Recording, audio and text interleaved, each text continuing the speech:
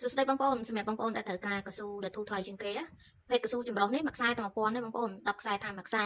ប្រភេទកៅស៊ូចម្រុះហ្នឹងកៅស៊ូរបៀបបាត់ឃ្លាំងហើយភាគច្រើនគឺមកទឹក5ទេវារៀងខ្លីអត់អាចរើសពណ៌ឬកម្រាស់បានទេបងប្អូនកៅស៊ូដែលមួយខ្សែ1000ហ្នឹងណា10ខ្សែតាមមួយខ្សែហើយបងប្អូនយក100ខ្សែឡើងមួយខ្សែតែ800ទេបងប្អូនកៅស៊ូនេះវិញគឺជាកៅស៊ូកាត់ចងពីចិនមកស្រាប់កៅស៊ូកាត់ចងពីចិនមកស្រាប់ហ្នឹង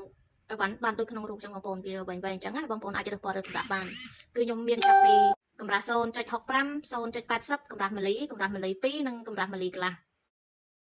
ប្រភេទទី3នេះគឺកៅស៊ូដែលកាត់ចងខាងខ្ញុំផ្ទាល់បងប្អូនសម្រាប់បងប្អូនដែលគាត់ស្មាត់លេង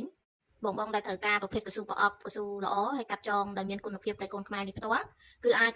យកប្រភេទកៅស៊ូកាត់ចងខាងខ្ញុំនេះផ្ទាល់បងប្អូនខ្ញុំមានកម្រាស់2លី